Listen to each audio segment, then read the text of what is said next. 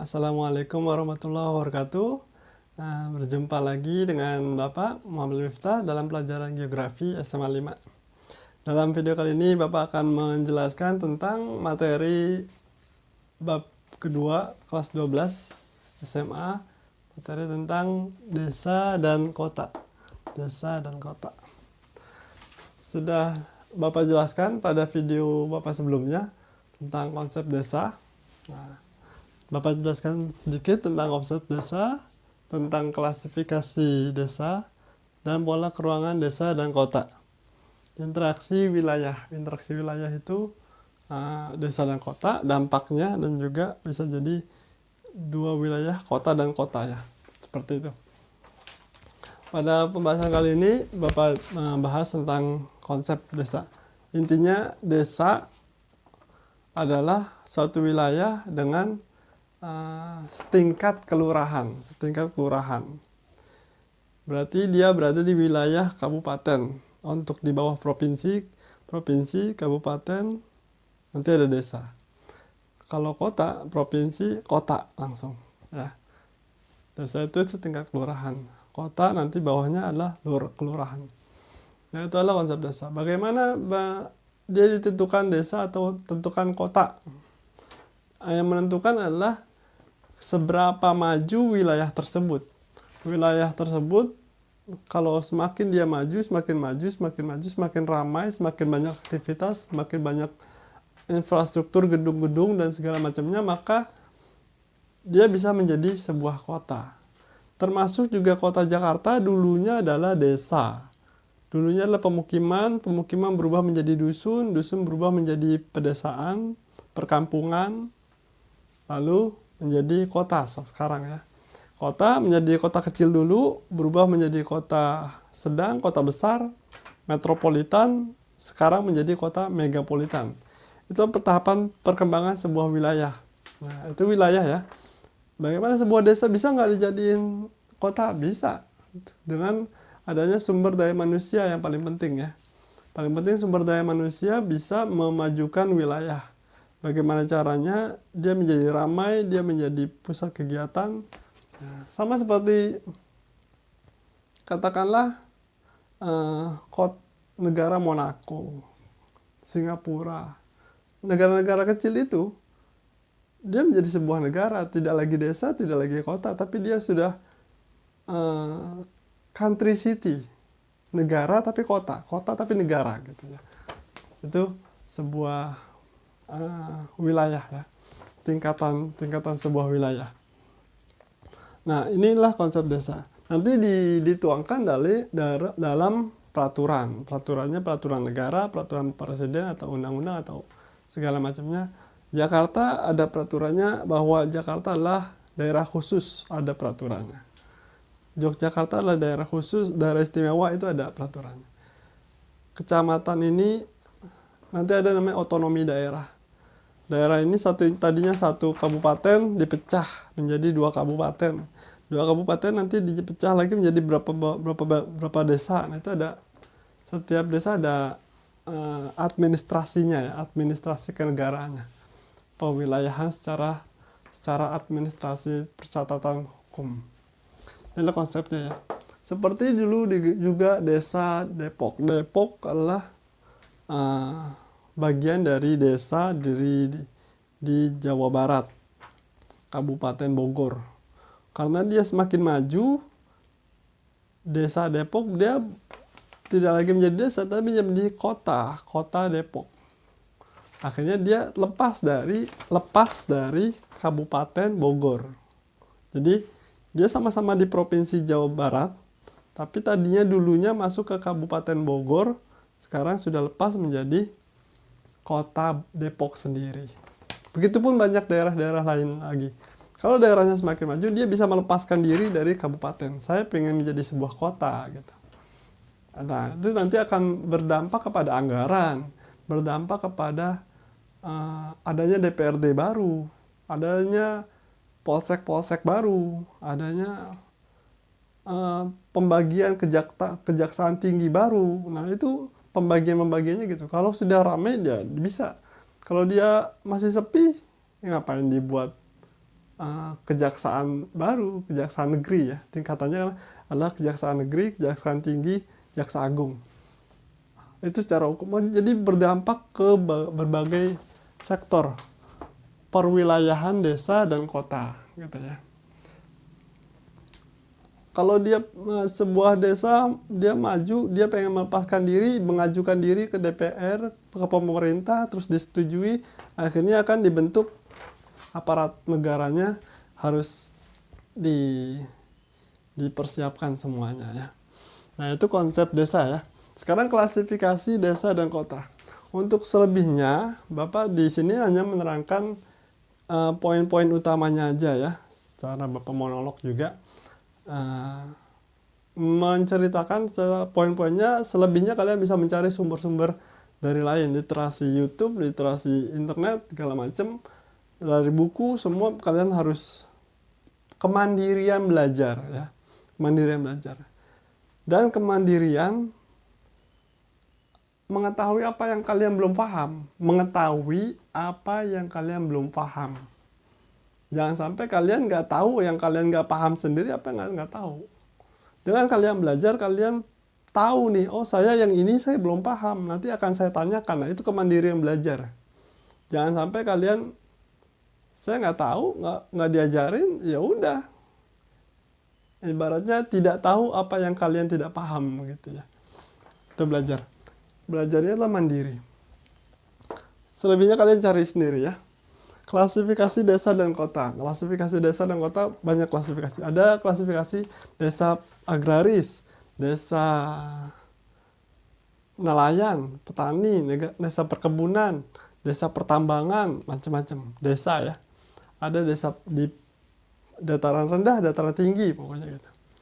Secara umum desa itu adalah desa swadaya, swakarya,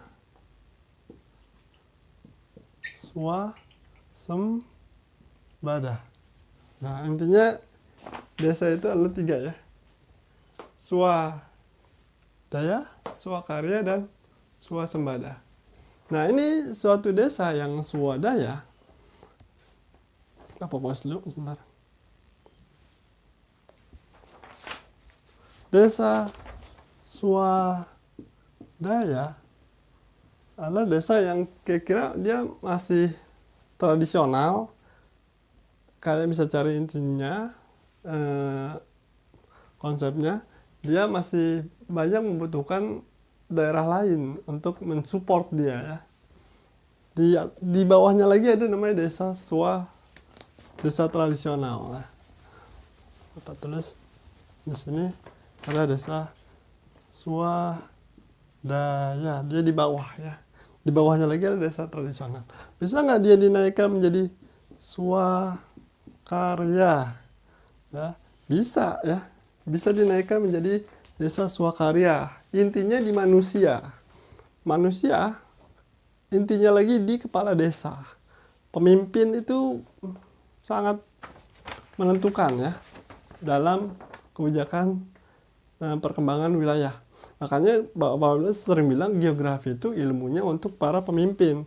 Pemimpin wilayah. Pemimpin wilayah itu raja, sultan, atau presiden, atau kepala desa, atau lurah, atau camat, atau bupati. Nah, itu mengembangkan wilayahnya mau seperti apa gitu. Apa yang dikembangkan? Yang dikembangkan manusianya. Manusianya itu harus produktif. Nah, mulainya berkarya. Jangan hanya mengandalkan sektor alam ekstraktif. Pertanian, pertambangan, perkebunan. Nah, harus ada karya-karya lain. Misalnya kerajinan gerabah, misalkan kerajinan batik, kerajinan apa, nah itu menjadi swakarya, desanya menjadi swakarya. Kalau dia sudah makin maju lagi, dia menjadi swasembada. Dia bisa menolong desa lain. Swasembada itu artinya mandiri dan menolong. Nah, diri kalian sendiri, kalian ini tingkatan pribadi kalian, pribadi kita, kalian masih tahapan swadaya atau swakarya, swasembada. Kalian sudah swakarya belum? Kalian sudah mandiri belum? Mandiri itu dalam hal tugas kalian belajar ya, belajar. Mandiri dalam hal belajar. Kalau bisa ditingkatkan, bisa nggak kalian mulai mencari pendapatan misalkan ya, dari YouTube atau jualan reseller atau apa. Nah itu bisa swasembada. Kalian mandiri, bisa menolong. Nah ini swakarya. Paling nggak kalian jangan swadaya. Disuapin terus. Mau belajar itu disuapin. Jangan sampai ya, itu harus dinaikkan ke swakarya. Kalau bisa naik swasembada. Artinya di desa tersebut ada desa-desa tetangganya itu yang bekerja masuk ke desa tersebut menjadi tenaga kerja. Sorenya dia pulang gitu ya. Atau dia menetap di desa tersebut. Seminggu sekali dia kembali ke desanya. Ke desa di sekitarnya ya. Nah, berarti desa tersebut sudah swasembada. Apa swasembada? Bisa jadi ramai karena ada pariwisata, ramai karena ada industrinya sudah mulai berkembang, karya-karyanya. Nah, atau dia bisa merangkul desa-desa lain supaya dia bisa maju. Nah, desa-desa lain itu tahapannya dia swadaya, dia membutuhkan desa swasembada. Nah, kalau dia bisa naik lagi, nah ini klasifikasi desa ya.